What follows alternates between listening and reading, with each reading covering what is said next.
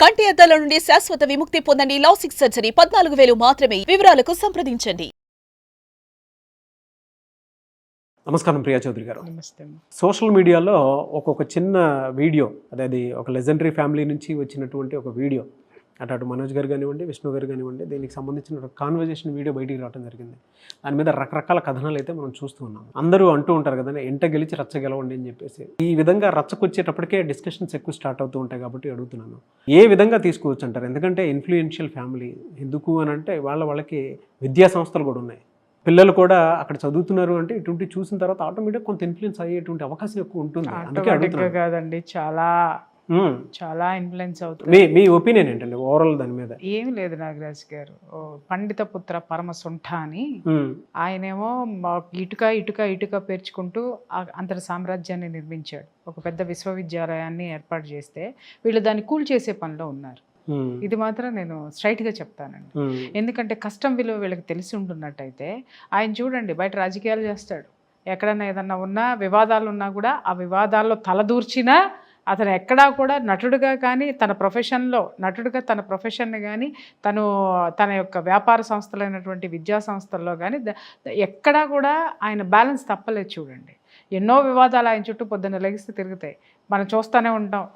రెండు ఫ్యామిలీస్ భయంకరంగా కొట్టుకుంటూ ఉంటాయి, దాంట్లో ఈయనొకడు. సో చాలామంది ఈ ఫ్యామిలీ మొత్తాన్ని ట్రోల్ చేస్తారు, బట్ ఆయన ఏది పట్టించుకోరు. నిజంగా నేను ఒక మాట మాట్లాడుతున్నానండి, పెద్దవాళ్ళు అన్న తర్వాత ఒక మాట పొరలొచ్చు, ఒక మాట దొరలొచ్చు, కానీ ప్రతిదాన్ని ఒక్కొక్కసారి నాకే బాధేస్తుంది. అసలు మోహన్ బాబు గారి గురించి other side of the coin అంటే ఆయనకున్నటువంటి ఆయన ఏర్పాటు చేసినటువంటి విద్యా సంస్థలు ఏవైతే ఉన్నాయో చాలామంది మా పిల్లలు చదివినారు, దాంట్లో చదివారు. ప్లస్ ఆ తిరుపతిలో ఉన్నటువంటి ఆ విద్యా సంస్థలకి మా బ్రదర్స్ తిరుపతిలోనే కదా ఉండేది, ఫంక్షన్స్కి సంబంధించినటువంటి ఆ అరేంజ్మెంట్స్, ఆ ఈవెంట్ మేనేజ్మెంట్కి అంతటికి కూడా వీళ్ళు సర్వీస్ చేస్తూ ఉంటారు. వీళ్ళది కూడా అక్కడ బిజినెస్సే. సో ఆ ఫంక్షన్స్లో ఉంటారు కదా, నేను ఆయన గురించి వింటూ ఉంటాను. నేను ఏంటి అనంటే, ఆయన ఇక్కడి నుంచి హైదరాబాదు ఫ్లైట్ ఎక్కి తిరుపతి వెళ్ళాలి, అక్కడ ఇన్స్టిట్యూషన్లోకి అడుగు పెడితే ఫస్ట్ ఎక్కడికి వెళ్తాడు అనంటే మెస్కి వెళ్తాడంటండి. డైరెక్ట్గా దిగడం ఫస్ట్ మెస్లో వెళ్ళి కూర్చొని అన్నం పట్టరా అంటాడంట, భోజనం పెట్టమంటాడంట, అందరు తినేటటువంటి భోజనం పెట్టి తింటాడంటండి. దాంట్లో ఏదైనా తేడా వచ్చిందో తాటలు చేస్తాడంట, అంత పర్ఫెక్ట్. ఆ తర్వాత అక్కడి నుంచి వాష్రూమ్స్కి వెళ్ళిపోతాడంట, వెళ్ళి మొత్తం చెక్ చేసేస్తాడంట, అవి బాలేవో చచ్చారే. అక్కడి నుంచి హాస్టల్ రూమ్స్కి వెళ్తాడు. ఇంకా ఆడపిల్లలు మగపిల్లలు అనేది కాదు, వీళ్ళందరూ నా పిల్లలే అనే ధోరణితోటి సొంత ఇంట్లోకి వెళ్ళినట్టు వెళ్ళిపోతాడంట. వెళ్ళిపోయి మొత్తం అంతా చెక్ చేస్తాడంట, ఎక్కడ ఎవరున్నారు, కొంచెం క్రమశిక్షణ తప్పినా. ఇంతవరకు మనం ఆ ఇన్స్టిట్యూషన్స్ గురించి ఒక్క మైనస్ కూడా మనం వినలేదు. చూడండి, ఎక్కడా కూడా చాలా అద్భుతంగా నడిపిస్తున్నాడు ఆయన. ఎందుకంటే ఆయన ఒక పీటీ టీచర్గా వచ్చాడు. ఆయన అప్పట్లో ఆ స్కూల్ విలువ, ఆ విద్యా సంస్థల యొక్క విలువ ఆయనకి తెలుసు, విద్య యొక్క విలువ తెలుసు. కాబట్టి దాన్ని వ్యాపారంగా మార్చినా కూడా ఒక క్రమశిక్షణని పెట్టి పోషించాడు. చూడండి, ఎక్కడ ఫస్ట్ ఆయన పెట్టిందంతా ఏంటంటే 10th వరకు పెట్టారు, తర్వాత ఇంటర్ నుంచి డిగ్రీ, ఆ తర్వాత ఇంజనీరింగ్ కాలేజ్, ఇప్పుడు యూనివర్సిటీ స్థాయికే దాన్ని తీసుకొని వెళ్ళడం అంటే ఎవరి వల్ల అవుతుంది చెప్పండి సార్? అసామాన్య విషయం కాదు. ఒక వ్యాపార సామ్రాజ్యాన్ని ఇంత ఇదిగా విస్తరించినటువంటి నటుడిని ఒకరిని చూపించండి. అంటే సంఘానికి ఉపయోగపడేటటువంటి పనిలో, నేననేది ఎవరి స్వార్థం కోసం, ఇక్కడ ఆయన స్వార్థం ఉన్నా సంఘానికి ఉపయోగపడేటటువంటి పని కూడా ఆయన చేస్తున్నాడు. అక్కడ మనం అభినందించాల్సినటువంటి విషయం.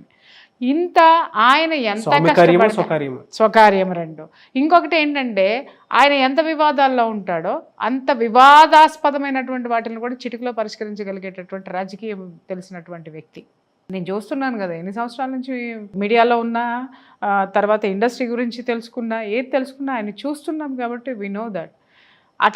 అటువంటి మహోన్నతమైనటువంటి వ్యక్తిత్వము ఆయన ఉన్నా, వీళ్ళు ఇలా రోడ్డును పడి ఆ తండ్రి నిర్మించినటువంటి ఆ సామ్రాజ్యాన్ని కూల్చడం అనేది ఎంతవరకు సబబు అనేది నాకు కూడా అర్థం కాలేదండి. నిజంగా బాధ అనిపించింది నాకు. అరే, సమాజంలో ఆల్రెడీ వాళ్ళకు ఒక స్థాయిని కలిగించి ఈరోజు వీళ్ళిద్దరు ఎవరు కొడుకులు అని చెప్పుకుంటారండి? వీళ్ళకి సొంత ఐడెంటిటీ ఎవరికైనా ఉందా చెప్పండి? మోహన్ బాబు కొడుకులుగానే ఈ రోజు వరకు కూడా వాళ్ళకి ఐడెంటిటీ ఉంది. ఆ తండ్రి ఎలా ఉన్నాడో, ఆ తండ్రి ఏం సాధించాడో దాన్ని వీళ్ళు మొయ్యాల్సినటువంటి బాధ్యత, ఆ పల్లకిని మొయ్యాల్సినటువంటి బాధ్యత ఉంటే ఆ పల్లకిని కింద పడేసేటటువంటి పనులు వీళ్ళు చేస్తున్నారని అనిపించింది. ఏందన్నా ఉండొచ్చు నాగరాజు గారు, కుటుంబంలో ఎవరికి గొడవలు లేవు, అంతా కలిసిపోయి ఉంటారు, అందరూ అద్భుతంగా ఉంటారని మనం మాట్లాడాం. కానీ ఒక స్థాయికి ఎదిగిన తర్వాత ఆ పైన ఎప్పుడైతే మనం ఉంటామో కింద ఉన్న వాళ్ళందరూ చూపు ఆ పైనే ఉంటుంది. అక్కడ ఏం జరుగుతుందో అనే క్యూరియాసిటీ ఉంటుంది. అక్కడ వాళ్ళు ఏం చేస్తున్నారో దాని కింద వాళ్ళు తీసుకునేటటువంటి అవకాశం కూడా ఉంది. ఇంకొకటి ఏంటి అని అంటే, ఈయన పొద్దున్న లెగిస్తే అన్ని వాల్యూస్ మాట్లాడుతూ ఉంటాడు ఆయన. ఇప్పుడు ఏం జరిగిందండి, ఏదైనా ఇప్పుడు ఆయన యూనివర్సిటీకి వెళ్ళి ఏదైనా మాట్లాడాలనుకుందాం సార్, ఏం మాట్లాడతారు సార్? ఏదైనా వివాదాన్ని పరిష్కరించాలి, స్టూడెంట్స్ మధ్య ఏదైనా వచ్చింది అని అంటే ఆయన వెళ్ళి కూర్చుంటే ఆయన ఏం మాట్లాడే పరిస్థితులు ఉంటాయి చెప్పండి మీరు? అంటే ఆ స్థితి ఆయన రానివ్వడనుకోండి. బట్ ఈవెన్ ఆ పిల్లల మైండ్లో అసలు ఇప్పుడు పిల్లలు ఎలా ఉన్నారు, అందరూ హైపర్ యాక్టివ్లో ఉన్నారు. ఎప్పుడు అవకాశం దొరుకుతుందా అని చెప్పేసి వాయించవతలు పడేయడానికి సిద్ధంగా ఉన్నారు. కాబట్టి అటువంటి సిచ్యుయేషన్స్కి నువ్వు తోసేసి తీసుకెళ్ళినట్లేదా? ఇంకొక విషయం అండి, చాలా ఉంటాయి అన్నదమ్ములు కొట్టుకునే, అన్నదమ్ములు అంటేనే కొట్టుకుంటారండి.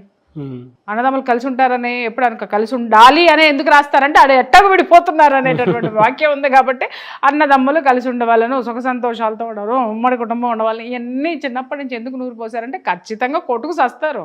అదే అందుకని ఏంటంటే కొట్టుకోకూడదు అనేటటువంటి విషయాన్ని నూరిపోయడం అనేది జరుగుతుంది. ప్రతి ఒక్క కుటుంబంలోనూ గొడవలు ఉంటాయి. కానీ ఎప్పటి వరకు ఉంటాయి నాగరాజు గారు? దాన్ని రోడ్డు మీదకి పడేసుకున్న రోజున సరే మీరేదో చేశారు బాగానే ఉంది, రేపొద్దున మీ కెరీర్ ఏంటి? అంతే కదా. రోడ్డుని మిమ్మల్ని మీరు పడేసుకుంటవే కాక మీ తండ్రి సంపాదించినటువంటి సామ్రాజ్యాన్ని కూడా రోడ్డుకి లాక్కొచ్చారేమో అని నాకు చాలా అనిపించిందండి. ఎందుకంటే ఈ విషయం నాకు మాట్లాడాలనిపించింది. ఎందుకంటే ఎంతోమంది విద్యార్థులు అప్పుడే జీవితంలోకి అడుగు పెడుతున్నటువంటి టీనేజ్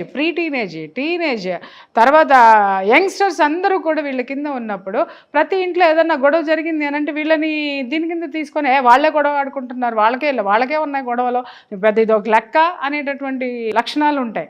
నాకు తెలిసి మా ఫ్యామిలీస్లోనే వీళ్ళ ఫ్రెండ్ ఉన్నాడు ఒకడు, వీళ్ళ అన్నదమ్ములు ఇద్దరికి సంబంధించిన ఒకడికి ఫ్రెండ్ ఉన్నాడు.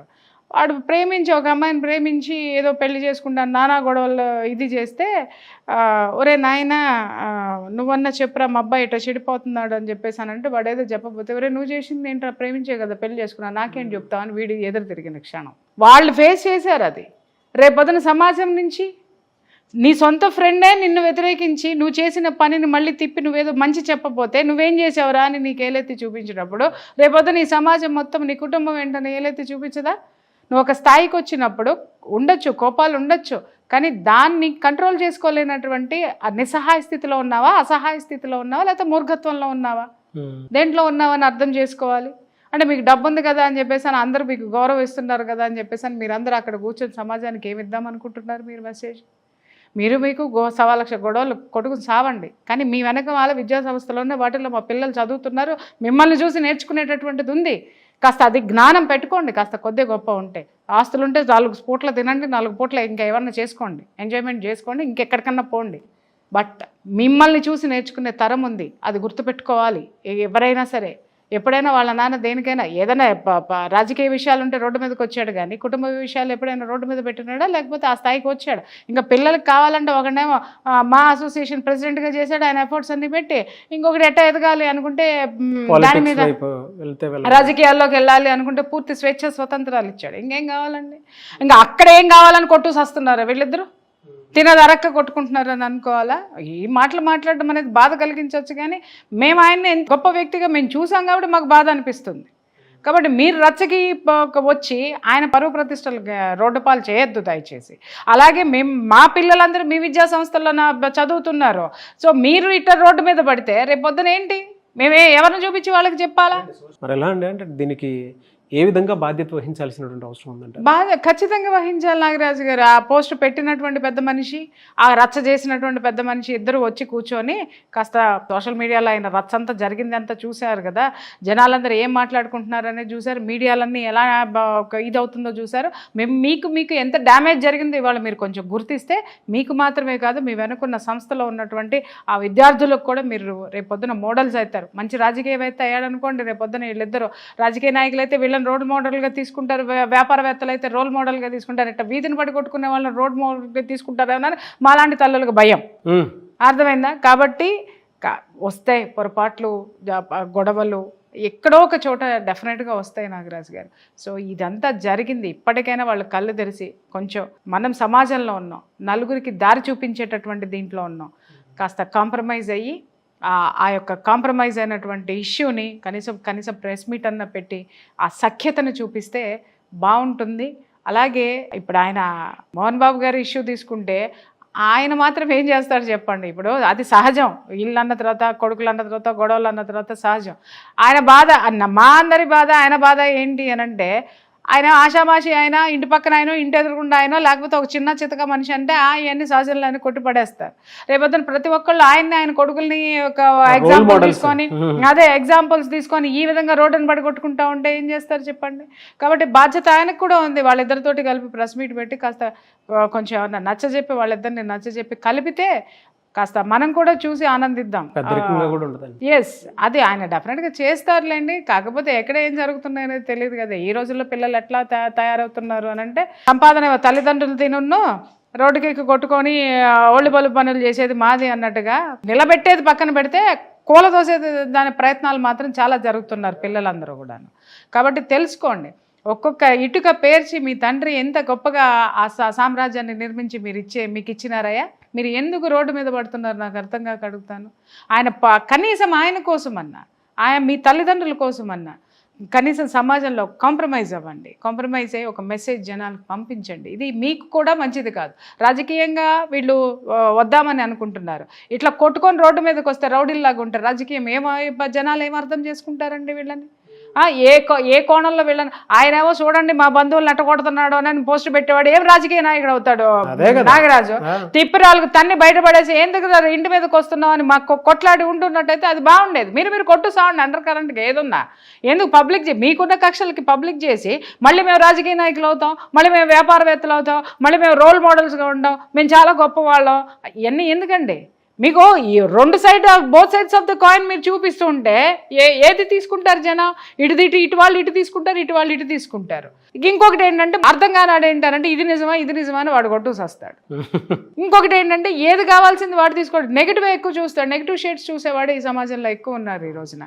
కాబట్టి ఇది మంచి పద్ధతి అయితే మాత్రం ఎవరికైనా చెప్తున్నారు నాగరాజు గారు, ఒక స్థాయికి వచ్చిన తర్వాత మనం కొన్నిటిల్ని తట్టుకొని నిలబడగలిగేటటువంటి పరిపక్వత మనలో ఉండాలి. ఆ పరిపక్వత లేని రోజున నువ్వు ఇంకా ఇమ్మెచ్యూర్డ్గానే ఉన్నావు. నువ్వు ఇంకా అసలు సమాజంలో నేను పలానా అని చెప్పుకునేటటువంటి అర్హత కూడా కోల్పోయినట్టే నన్ను అడిగితే. పెద్దరికంగా ఆయన ఎంతవరకు బతుకున్నంత వరకు అదే చెప్తాడా? వీళ్ళు ఆల్రెడీ తండ్రులు అవ్వలేదా? వీళ్ళు ఆల్రెడీ ఒక తరానికి జన్మనివ్వలేదా? వీళ్ళు కూడా పెద్దాళ్ళు అయినట్టే కదా. వీళ్ళకి పెద్దరికం ఎక్కడ సచ్చింది? రోడ్ల మీద పడి కొట్టుకునేటట్టు ఒక విధంగా తయారైందా? కాదు కదా. అది తప్పండి. ఇప్పుడు మీరు ఎంతో ఎదిగారు అని నేను అంతకుముందు ఒక ఎపిసోడ్ చూసే విష్ణు గారిది ఏంటి అని అంటే యూనివర్సిటీ స్థాయికి తీసుకురావడానికి అతను చాలా వర్క్ చేశాడు దాంట్లో అని చెప్పేసి అని నేను చాలా ముచ్చటేసింది నాకు. అరే యంగ్స్టర్ కదా బాగా కష్టపడుతున్నాడు. బట్ ఇప్పుడు చూస్తే బాధ అనిపిస్తుందండి, నిజంగా బాధ అనిపిస్తుంది. వీళ్ళు సీట్లో కూర్చున్నంత వరకు ఎంత పోరాడతారో ఆ సీటు నిలబెట్టుకోవడానికి మళ్ళీ మోరల్స్ ఎన్ని ఉండాలనేది మర్చిపోతున్నారు. దయచేసి అతను ఒక బాధ్యతాయుతమైనటువంటి పోస్ట్లో ఉన్నాడు, అలాగే బాధ్యతాయుతమైనటువంటి కుటుంబంలో కూడా ఒక బాధ్యత కలిగినటువంటి వ్యక్తిగా ఉన్నాడు. ఇతను కూడా సేమ్ అదే దీంట్లో ఉన్నాడు, పైకి రావాలనుకునేటటువంటి ఉద్దేశం ఉన్నటువంటి వ్యక్తి, అలాగే సమాజంలో గౌరవం ఉన్నటువంటి ఒక కుటుంబంలో ఉన్నటువంటి వ్యక్తి. దేనికి ఇలా రోడ్డు మీద ఎందుకు వేసుకుంటున్నారు చెప్పండి? ఏంటి ఎంటర్టైన్మెంట్ ఏంటి? మీ ఆవేశాలు ఎక్కడికి వెళ్తున్నాయి? మీ కుటుంబాన్ని రోడ్డుకి ఈడుస్తున్నాయి. సరే మీ వరకు రోడ్డుకు వస్తే పర్వాలేదు, కాపాడి సమాజంలో తనకంటూ ఒక స్థానాన్ని ఏర్పాటు చేసుకున్నాం. మీ తండ్రి సంగతి ఏంటి? ఆయన ఎంతవరకు సర్ది చెప్పాలి? ఆయన ఎంతమందికి అని అంటే ఆయన బతుకున్నంత వరకు ఇదే పని ఆయనకి. ఇంకా మీరు పెద్దోళ్ళు గారా? వీళ్ళకి పెద్దరికం రాదా? ఒక్కొక్కరికి ఏం తక్కువ ఉందా వయసు? అవును. వీళ్ళు ఇంకొక కుటుంబాలకి ఇంకొక వ్యక్తులకి వ్యక్తిత్వానికి పెద్దరికం వహించాల్సినటువంటి వయసులో ఉన్న వీళ్ళు ఈ విధంగా ఇంపెచ్యూర్డ్గా చేసుకుంటారండి? పద్ధతేనా అసలు ఇది? ఎందుకంటే ఆ స్థాయిలో ఉన్న మనుషుల్ని తీసుకుంటే ఇప్పుడు వ్యక్తిగత వ్యవహారం అనుకోండి, ఎక్కడ ఎవడన్నా రహస్యంగా కెమెరా పెట్టి తీస్తే గొప్పగలు కొడతాం, అది వ్యక్తిగత వ్యవహారం రా, ఎందుకు పట్టుకొని వచ్చావు అనేసి. బట్ వాళ్ళే వీడియోలు తీసుకుని వాళ్ళే సోషల్ మీడియాలో పెట్టి ఇదిగో చూడండి అని అంటే ఎదవలా ఇక్కడ చూడటానికి కూర్చునేటోళ్ళు. అంటే ఏం చెప్పదలుచుకున్నారు మీరు జనానికి చెప్పండి? నాకు అన్నదమ్ములు కొట్టు జావండి అని చెప్పదలుచుకున్నారా? లేకపోతే మేము రాజకీయ నాయకులు అవుతున్నాం, మేము ఎదవలం ఇట్లాంటి ఎదవలం అని చెప్పదలుచుకున్నారు? ఏం చెప్పదలుచుకున్నారు అసలు మీరు దాంతో? ఒకళ్ళ మీద మీకు పగ ఉన్నప్పుడు అది అంతర్లీనంగా దాన్ని కాంప్రమైజ్ అవ్వండి, లేకపోతే సర్దుబాటు చేసుకొని యువతలకు వచ్చేసేయండి. ఏంది ఇది? అంటే మీలోనే ఒక మెచ్యూరిటీ లేదు, మీకు మీలోనే ఒక ఐకమత్యం లేదు, మీరు జనాలకి నాయకులు ఏం చేస్తారా నేను అడుగుతున్నాను. ఇది ఇమ్మెచ్యూరిటీని చూపించవా? రాజకీయంగా ఎదగాలనుకునే వాళ్ళకి ఇదే. నిజంగా కొట్లాట జరిగినా కూడా అబ్బాయి ఉత్తిత్తి నేను చెప్పాల్సింది, ఇది ఒక కొట్లాట జరుగుతుంది చూడండి, మా ఇంట్లోనే జరుగుతుందంటే నిన్ను ఒక సమర్థవంతమైనటువంటి వ్యక్తిగా రాజకీయ నాయకుడిగా ఎలా రిసీవ్ చేసుకుంటారా పబ్లిక్? తెలియాలి కదా నీకు ఆ సంగతి. అలాగే అవతల ఉన్న వాళ్ళు కూడా అన్ని కుటుంబాలు గొప్ప గొప్ప కుటుంబాలే.